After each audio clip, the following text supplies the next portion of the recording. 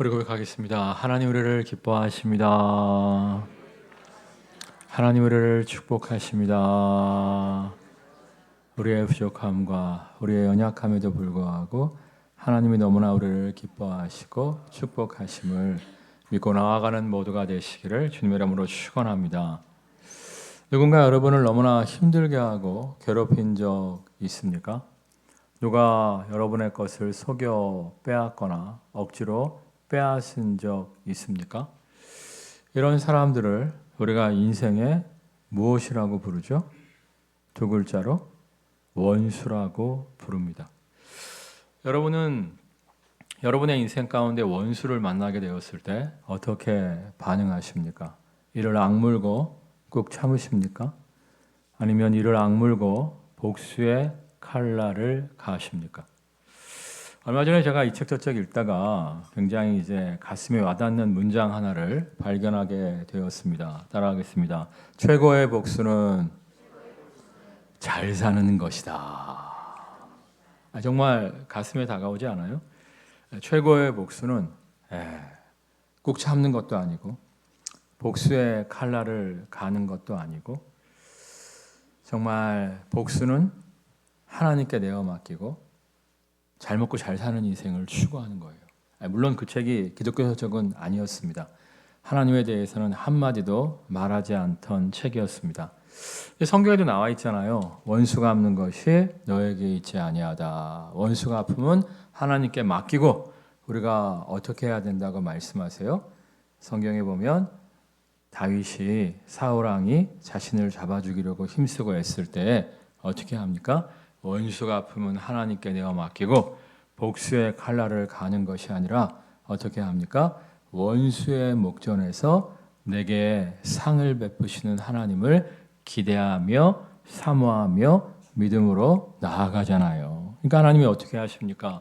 정말 사울 왕이 다윗을 잡아 죽이려고 힘쓰고 애씀에도 불구하고 하나님이 지키시고 보호하실 뿐만 아니라 광야에서도 모든 필요를 공급하여 주심으로 말미암아 정말 원수의 목전에서 한 상 떡 부러지게 차려놓고 만찬을 즐기는 하나님의 놀라운 축복을 허락하여 주시잖아요. 정말 그 모습을 바라보면서 사울 왕의 마음이 어땠을까요? 죽일 수도 없고 해할 수도 없고 더욱더 분노할 수밖에 없었을 거예요.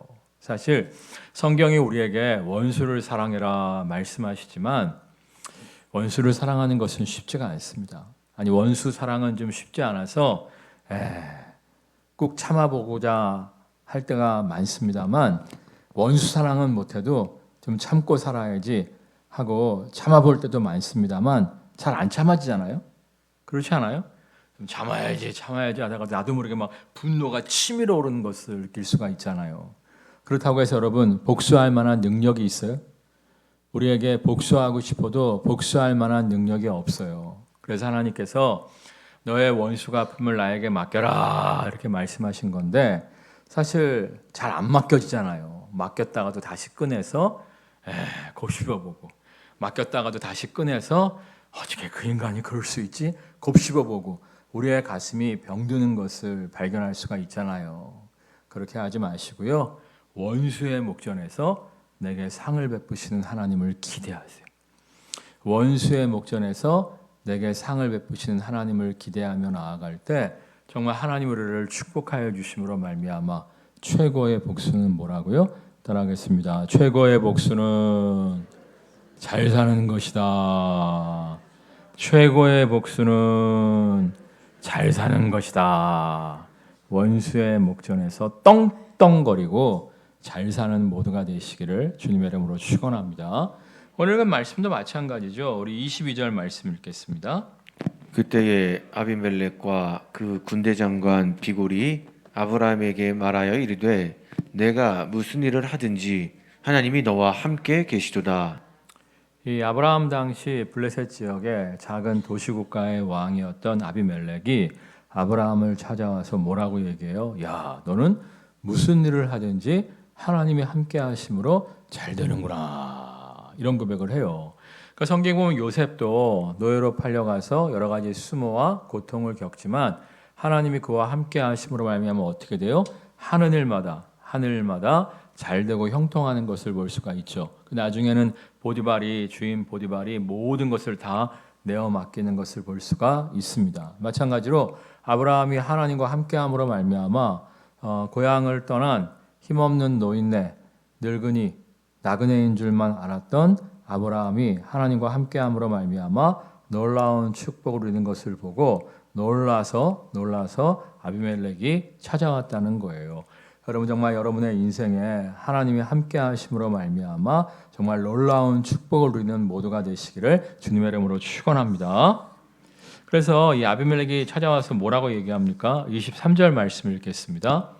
그런즉 너는 나와 내 아들과 내 손자에게 거짓되이 행하지 아니하기를 이제 여기서 하나님을 가리켜 내게 맹세하라.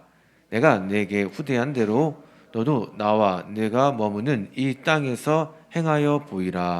자손 대대로 아브라함과 화친 조약을 맺자는 거예요. 여러분 손자병법을 보면 주변 국가가 연약할 때에는 어떻게 하라고 나와 있죠? 잡아먹으라고 나와 있어요. 침략해서 빼앗고 식민지로 삼아서 공물을 받으라고 나와 있습니다. 근데 손자병법에 보면 주변 나라가 점점 강성해지는 거예요. 주변 나라가 나보다 더 강해지는 거예요. 그러면 어떻게 하라고 나와 있죠? 가서 화친 조약을 맺을 것을 이야기하고 있습니다. 그러니까 처음에 아비멜렉이 아브라함이 힘없고 연약한 노인네, 나그네 정도로 생각했는데 하나님이 함께 하심으로 말미암아 아브라함이 점점 잘 되는 거예요. 점점 강성해지는 거예요. 그 모습을 보고 야, 그냥 뒀다간 오히려 우리가 잡아먹히겠다. 두려운 마음에 아브라함과 지금 화친 조약을 맺으러 온 거예요. 근데 원래 아비멜렉이 원래는 아브라함을 어떻게 대했을까요? 25절 말씀 읽겠습니다. 아비멜렉의 종들이 아브라함의 우물을 빼앗은 일에 관하여 아브라함이 아비멜렉을 책망하매 아비멜렉의 종들이 신하들이 전에 아브라함의 우물을 빼앗은 적들이 있었단 말이에요. 그래갖고 아브라함이 야, 화친 조약을 맺기 전에 짚고 넘어갈 것이 있다. 너의 종들을 시켜서 내 우물을 빼앗아 가지 않았느냐? 그거 다시 내놔라. 이렇게 이야기를 하는 장면인데 그러니까 이 아비멜렉이 전혀 그런 적 없다고 이제 오리발을 내밀게 됩니다. 근데 이게 거짓말인 것이 당시의 우물은 굉장히 귀했어요. 지금도 중동 지역은 우물이 굉장히 귀합니다. 왜냐하면 300년, 500년 지나도 우물 하나 발견하기가 힘든 지역이 중동 지역이기 때문에 우물을 하나 팠다? 우물이 솟았다? 이건 진짜 빅뉴스예요, 빅뉴스. 그런데 그 우물을 빼앗았는데 사실은 이제 하나 빼앗은 것이 아니라 이 한글 성경은 우물 단수로 나와 있는데 원래 원문 성경을 보면 복수로 나와 있어요. 몇 개를 뺏었냐면 나중에 이제 우물을 돌려받을 때 그 증표로 암양 7마리를 주거든요. 그리고 나중에 이제 이 우물은 확실히 내 것이다라고 얘기하면서 부엘세바라는 이름을 짓는데 부엘세바라는 말의 뜻이 맹세의 우물이라는 뜻도 있습니다만 7 우물이라는 뜻도 가지고 있습니다. 이게 맞는 게 암양 7마리를 주었다는 건 이 7 우물에 대한 소유권이 나에게 있음을 아브라함이 이야기하고 있는 거예요. 그러니까 우물을 1개 빼앗은 것도 아니고 7개나 빼앗은 거야. 7개나 빼앗아 놓고 나는 모르느니다. 이거는 뭐에 비유할 수 있냐면 삼송 지역에 10년 이상 살면서도 삼송에 전철역이 있었냐 이야기하는 것과 똑같은 상황이에요. 그러니까 사실 아비멜렉이 아브라함에게 어떤 존재예요? 아브라함의 우물을 7개나 빼앗은 순악질, 도둑놈, 유식한 말로 2글자 뭐라고요? 원수였다는 거예요. 원수. 아비멜렉이 원수였는데 이제는 우리 평화조약을 맺읍시다 하고 찾아오게 된 것이었어요.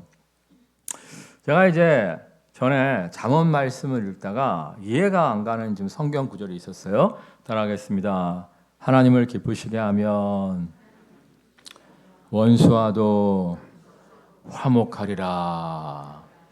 이게 좀 이해가 안 가는 거예요. 야, 하나님을 기쁘시게 한다고 어떻게 원수와 화목할 수 있을까? 그랬는데 오늘 말씀이 바로 그런 말씀이에요. 그러니까 아브라함의 우물을 7개나 빼앗은 원수라니까. 원수인데 하나님이 아브라함과 함께 하심으로 말미암아 아브라함이 점점 잘 되는 걸 보니까 야, 내가 지은 죄가 있는데 아브라함이 저렇게 강성해지고 있는데 야, 잘못하면 내가 빼앗았던 우물을 다시 빼앗을 뿐만 아니라 빼앗았던 우물을 다시금 빼앗길 뿐만 아니라 내 나라까지 아브라함이 집어삼키겠다. 그러기 전에 내가 화친 조약을 맺어야겠다 하고 찾아온 거예요. 그러니까 하나님을 우리가 기쁘시게 함으로 말미암아 하나님 우리를 축복하시면 어떻게 돼요? 원수까지도 우리를 찾아와서 화친 조약을 맺자고 한다는 거예요. 저번에 어떤 목사님이 그러시더라고요. 자기를 어떤 다른 목사님이 맨날 씻고 다니더래.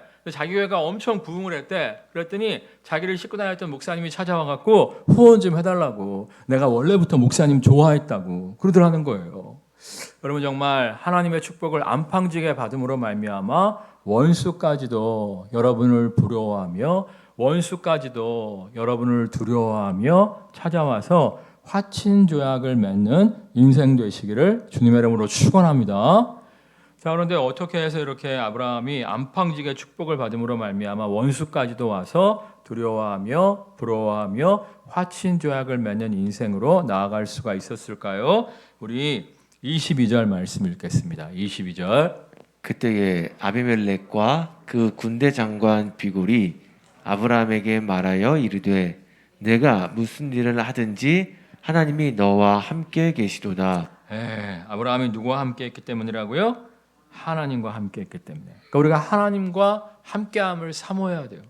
하나님의 진실로 우리와 함께 하실 때 우리가 놀라운 축복을 안팡지게 받음으로 말미암아 원수까지도 부러워하고 원수까지도 두려워하고 원수까지도 화친 조약을 맺고자 하는 인생으로 나아갈 수가 있다는 거예요. 자, 그런데 아브라함이 어떻게 하나님과 함께 했을까요? 오늘 본문을 통해서 두 가지를 발견할 수가 있는데 첫 번째는 따라하겠습니다. 약속의 땅을 결코 떠나지 않았습니다.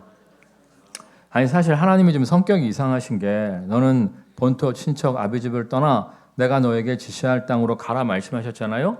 그 약속의 말씀에 순종해서 약속 땅에 도착했는데 그럼 하나님은 어떻게 해야 돼요? 잘해 주셔야 될 거 아니에요. 축복하셔야 될 거 아니에요. 근데 아브라함이 약속의 땅에 도착한 후에 제일 먼저 겪은 게 뭐예요? 흉년이잖아요. 흉년.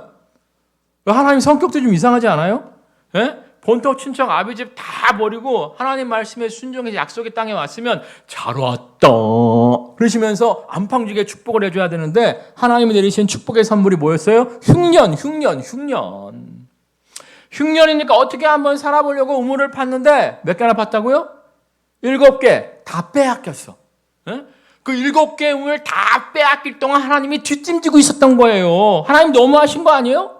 아니 약속의 땅에 왔는데 흉년을 당하게 하시고 흉년 중에 좀 살아보겠다고 힘들게 우물을 팠더니 좀 지키시고 보호해 주셔야지 또 빼앗기게 하셨어. 하나님 너무 이상한 하나님이 아니에요?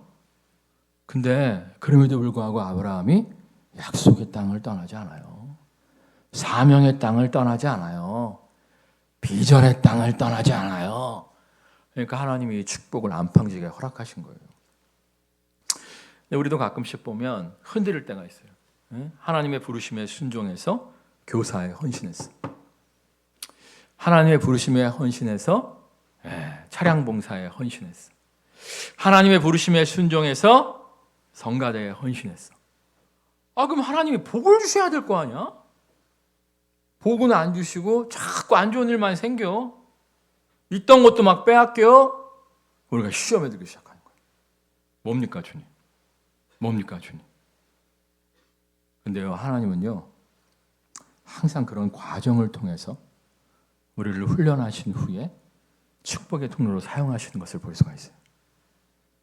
따라하겠습니다. 현재의 고통은 장차올 영광과 좋게 비교할 수 없도다. 이 약속의 말씀을 믿고 아무리 힘들어도 약속의 땅, 사명의 땅, 비전의 땅을 포기하지 않는 모두가 되시기를 주님의 이름으로 축원합니다. 목회자들도 마찬가지예요. 제가 이렇게 선후배들, 동기들 보면 이제 아동부 전사로 딱 가요.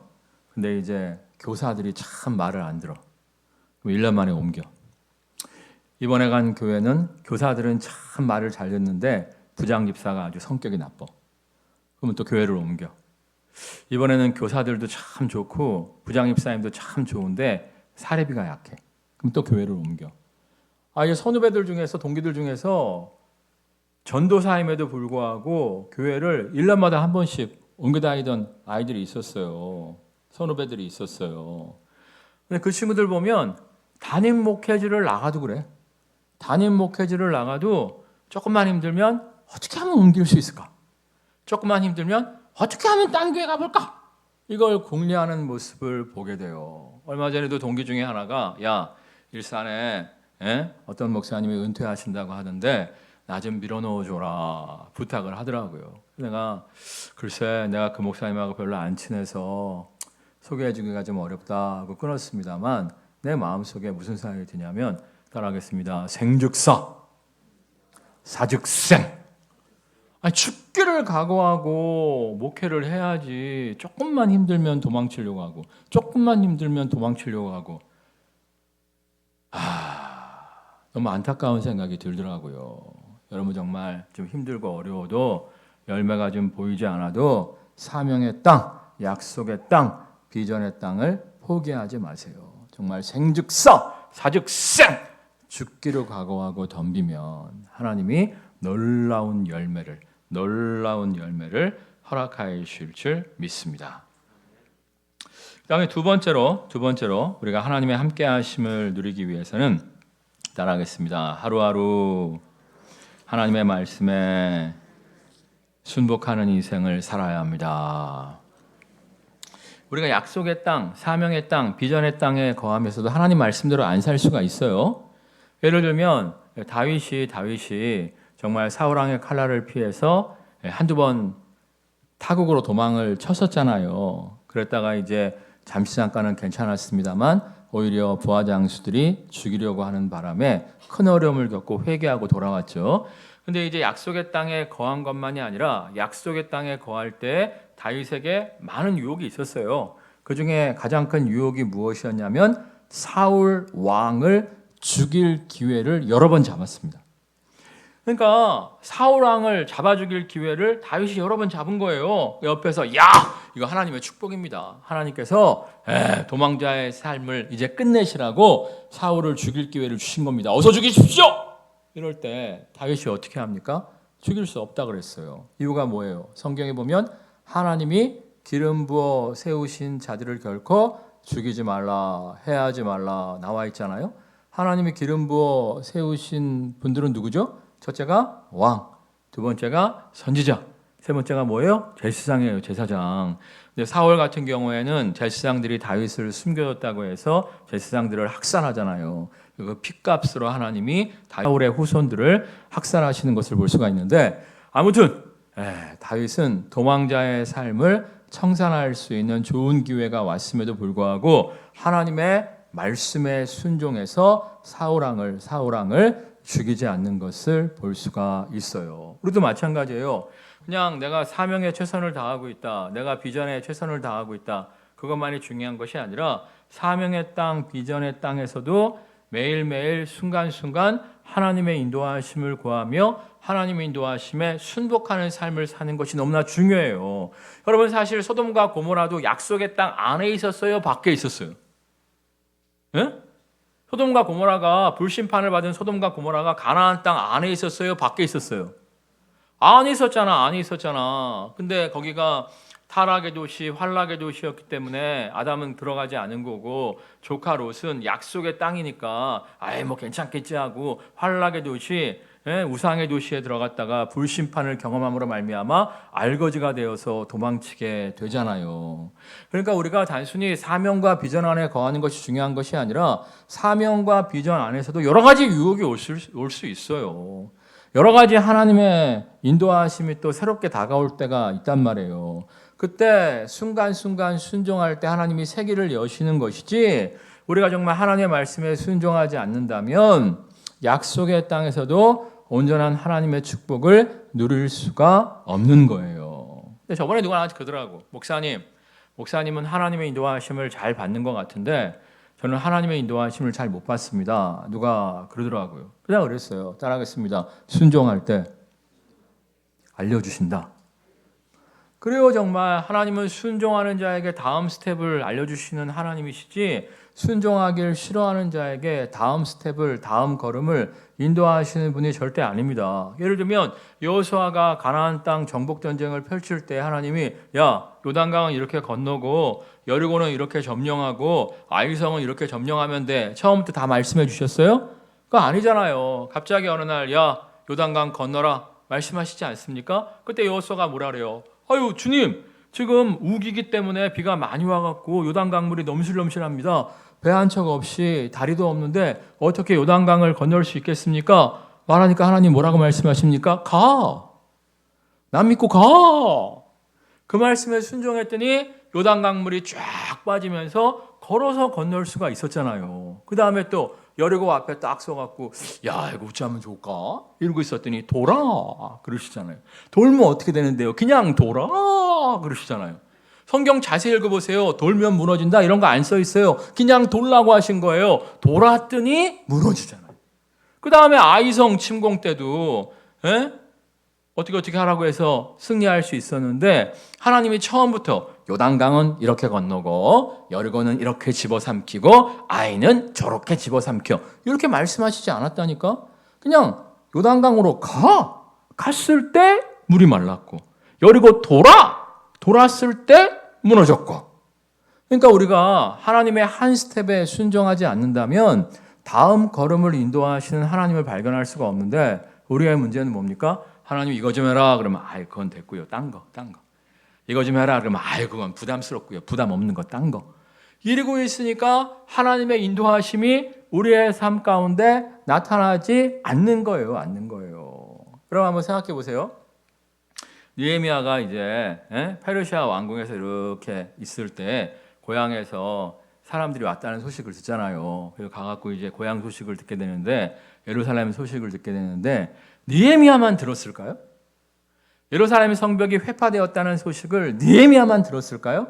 아니라고. 많이 같이 들었을 거예요. 와, 아니 요즘 예루살렘이 그래요? 와, 예루살렘 성벽이 회파돼갖고 예배 드리는데 성벽이 없으니까 막 도둑놈들이 와갖고 예배를 방해하고 빼앗고 막 어유 우에스코 막 그랬을 거야. 대부분 다 우에스코 하고 끝난 거야. 느헤미야만 거룩한 부담감을 느끼고 하나님 어떻게 하면 좋겠습니까? 응? 하나님 예루살렘 성벽이 회파됐는데 어떻게 하면 좋겠습니까? 기도하니까 하나님이 그를 왕의 술장관, 요즘 말로 이야기하면 경호실장으로 높여주심으로 말미암아 예루살렘 성벽 재건을 해서 쓰임받을 수가 있었잖아요. 그러니까 우리가 뭔가 말씀에 부담감이 올 때, 말씀을 통해서 하나님이 우리를 부르실 때 다음에요, 지금은 때가 아니요, 이러면 아무런 역사도 안 나타나는 거고요. 하나님 내가 부족하지만, 내가 연약하지만 하나님의 부르심에 순종하길 원합니다. 이럴 때 하나님의 역사가 나타나는 거예요. 제가 얼마 전에 존경하는 선배님이 한 분 계신데, 요즘 그 선배님이 뭔 소리 하나 싶어갖고 인터넷으로 그분 설교를 좀 들었어요. 설교를 들었더니 그분이 이제 이런 얘기를 하더라고. 얼마 전에 이제 청주에서 말씀을 좀 전해달라 그래갖고 가서 말씀을 전했대요. 그 교회도 이제 코로나 이후에 많이 힘들고 그랬었는데, 그 선배님이 말씀을 딱 전해주는데 교인들이 많이 위로를 받고 용기를 받았다고 설교 시간에 이야기를 하시더라고. 그걸 딱 듣고 내가 친구 목사한테 그랬어. 야, 그 형님이 어디 가서 말씀 전했는데 사람들이 참 위로 많이 받았대. 응? 야, 우리도 좀 그렇게 쓰임 받았으면 좋겠다. 그랬더니 그 친구가 저한테 뭐라 그랬냐면, 그 형님이야 교회가 크잖아. 그 형님이야 교회가 크니까 여기저기서 부르는 거지 이러더라고. 제가 그래? 그리고 이제 제가 혼자 기도했어요. 하나님, 제가 뭐 교회는 작습니다만 저에게도 몇 가지 은사가 있는데 저의 이 부족한 은사를 통해서 한국 교회를 좀 회복하는데 쓰임 받기를 원합니다. 기도했더니 그 희한하지? 은평구에서도 강사 섭외가 들어와 갖고 은평구에서 세 번째로 큰 교회에 가서 요즘 이제 석 주 동안 말씀을 전하고 있는데, 이번에 또 춘천에서 제일로 큰 교회에서 와서 말씀을 전해달라고 하는 거예요. 그리고 저기 대전 쪽에서 또 와서 전해달래. 지금 내가 고민이 뭐냐면 내가 분신술을 쓸 수는 없잖아요. 그래갖고 이제 거절을 해야 되는데 뭘 거절해야 되나 이러고 있어요. 그러니까 여러분들이 아유 내까짓 게 뭐래요. 이러면 아무런 역사도 안 나타나는 거고 하나님 내가 부족하지만 연약하지만 내가 하나님의 부르심에 좀 순종했으면 좋겠습니다. 이러면 하나님이 일을 하시는 거예요. 아니 내가 또 얼마 전에 또 어떤 선배 목사님 설교를 괜히 들었어. 이 형님이 요즘 무슨 설교 하나고 딱 들어가 봤더니 설교 제목이 따라하겠습니다. 아무것도 하지 않는 것이 죄다. 내가 그 제목 보는 순간 느낌이 이상해갖고 안 듣고 싶었는데 내가 이제 붙박이 자전거를 일주일에 5회 타잖아요. 붙박이 자전거를 탈 때 다른 목사님들 설교를 들으면서 타거든. 그래갖고 우리 형님이 뭔 얘기 하나 틀어봤어. 틀어봤더니 아니나 다를까 지금 막 너무나 힘든 교회들이 많은데 여러분 뭐하고 앉아있느냐 뭐 이런 내용이더라고. 또 그래갖고 하나님 요즘 힘든 교회들이 많다고 하는데 어떻게 하길 원하십니까? 그래 내가 또 기도하고 있어요. 하나님 내년에 우리 교회가 두 교회를 더 도울 수 있는 능력을 허락하여 주옵소서 기도하고 있는데 여러분 정말 하나님 뭔가 우리에게 말씀하신다니까 아유 나중에요 아직은 때가 아니요 이러면 여러분을 사용하시는 하나님을 만날 수 없어요. 그러니까 여러분들이 자꾸 순종을 미루지 마시고요. 순종하세요. 그럼 하나님이 다음 스텝을 인도하여 주실 줄 믿습니다. 세 번째가 제일 중요한데 우리가 틈만 나면 은혜의 보좌 앞으로 나아가야 돼요. 이게 무슨 얘기냐면 성서와 지성서 사이에 두꺼운 휘장이 있었다고 말씀을 드렸죠. 그 휘장에 뭐가 수놓아져 있어요? 그룹 천사. 이 그룹 천사들이 어떤 그룹 천사예요? 아담과 하와가 에덴 동산에 쫓겨났을 때 아담과 하와 들어오지 말라고 하나님이 화영검을 가진 그룹 천사들로 에덴 동산을 지키시잖아요. 그 그룹 천사가 휘장에 딱 수놓아져 있어요. 이건 뭔 뜻이냐면 함부로 그 휘장 안으로 들어가면 어떻게 된다? 죽는다. 이런 뜻인데 예수님이 십자가 위에서 다 이루었다 말씀하실 때 그 휘장이 아래서부터 위로 찢겨진 게 아니고 위에서부터 아래로 쫙 찢어지잖아요. 위에서부터 찢어졌다는 건 누가 찢었다? 하나님의 찢었다. 그래서 우리가 정말 예수 그리스도의 십자가 보혈의 피를 의지하여 은혜의 보좌 앞에 탁 나아갈 때 그 쉬운 좌 은혜를 주시는 그 쉬운 좌에서 하나님의 임재를 경험하고 하나님의 임재 가운데 우리의 영혼이 회복될 때 우리가 정말 범사에 잘되며 강건한 축복을 받아 누릴 수가 있는 거잖아요. 정말 에덴을 가로막고 있던 그 그룹 천사가 수놓져 있는 휘장이 쫙 찢어졌기 때문에 우리가 은혜의 보좌 앞에 나아갔다는 건 하나님의 에덴이 우리의 인생에 회복되어 졌다는 거예요. 주님이 뭐라고 말씀하십니까? 나를 믿고 따르는 너희에게 이미 하나님 나라가 시작되었다 말씀하시잖아요. 그러니까 우리가 주님을 믿고 따르는 삶을 살면 천국 본점은 저기 있지만 이 땅에서도 천국의 기쁨을 누릴 수 있다 없다? 있다는 거예요. 있다는 거예요. 그러니까 여러분들이 천국의 기쁨을 누리길 원한다면 하나님의 임재 가운데 영혼에게 회복을 누리길 원한다면 자주 어디로 들어가야 돼요? 은혜의 보좌 앞으로 들어가야지. 사실 저는 아침에 눈을 딱 뜨면 무슨 기도부터 하냐면 주님 십자가의 보혈로 나를 정결케 하여 주옵소서. 십자가 보혈로 나를 씻으시고 나로 하여금 은혜의 보좌 앞으로 나아가게 하여 주옵소서. 내가 정말 상상하면서 기도해요. 보혈의 피로 탁 내가 정결케 되어짐으로 말미암아 대제사장도 1년에 한 번밖에 들어갈 수 없었던 그 은혜의 보좌 앞으로 내가 탁 들어가는 상상을 해요. 그러면서 정말 하나님의 임재가 내 인생에 비추기를 사모해요. 그러면 정말 하나님의 임재가 탁 느껴지고 나의 영이 회복되면서 정말 영혼육이 치유되어지는 하나님의 능력을 누리게 됩니다. 내가 그렇게 기도하고 또 두 번째로 기도하는 게 뭐냐면 우리 참 좋은 교회 성도들도 이 아침에 은혜 보좌 앞으로 나아가게 하여 주옵소서. 은혜 보좌 앞으로 나아감으로 말미암아 정말 하나님의 임재 가운데 영과 혼과 육의 회복을 누리게 하여 주시옵소서. 기도해요. 그리고 신기한 게 뭐냐면 그렇게 이제 기도하고 또 새벽 예배 나와서 기도하고 또 사무실 올라가서 출석 보고 다 기도하잖아요. 그러면 뭔가 이렇게 느낌이 나. 그럼 내가 김양희 전사님 이 양반 연락 좀 해봐라. 송전, 이 청년 연락 좀 해봐라. 정전, 얘 좀 연락 좀 해봐라. 시켜. 그러면 나중에 김양희 목사님이 목사님 어떻게 하셨어요? 그 집에 그런 일이 있었대. 목사님 어떻게 하셨어요? 그 집에 그런 일이 있었대. 나도 몰랐어. 나도 몰랐는데 기도하는데 뭔가 느낌이 오는 거야. 그게 하나님의 임재가 있을 때 우리가 정말 우리를 세심하게 인도하시는 하나님의 인도하심을 느낄 수가 있는 거예요. 근데 우리 전사님들이 그 얘기는 잘 안 하나 봐. 목사님이 전화하라고 그래서 전화했어요. 이런 얘기를 잘 안 하나 봐. 아무튼 여러분 아침마다 주님의 임재 안으로 들어가세요. 은혜의 보좌 앞으로 나아가세요.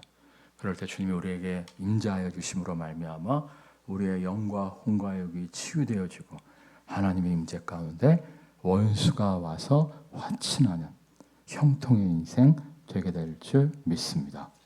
찬양하겠습니다.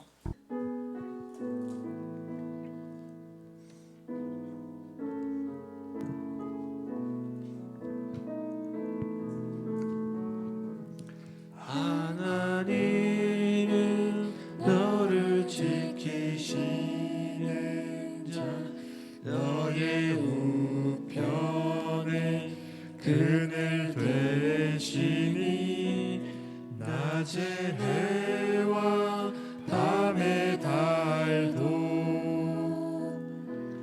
너를 해치 못하리.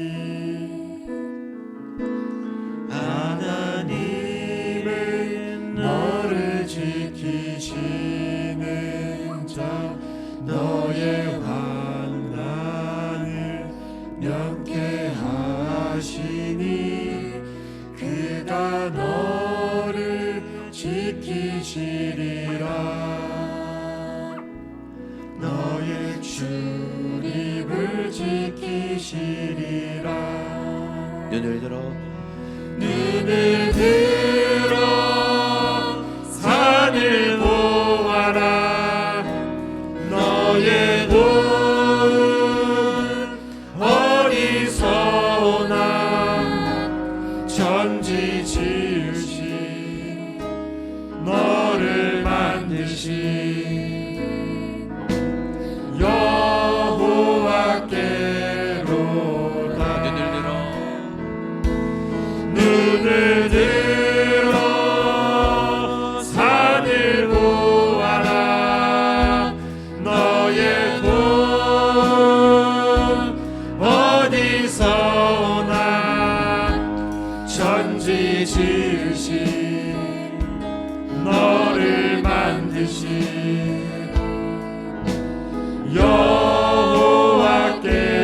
여호와께로다. 천지 지으신 너를 만드신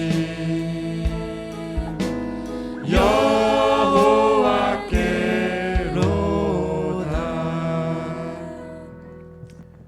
순간순간 하나님의 인도하심을 구하며 하나님의 뜻에 순복하며 약속의 땅에 사명의 땅에 비전의 땅에 거하게 하여 주옵소서.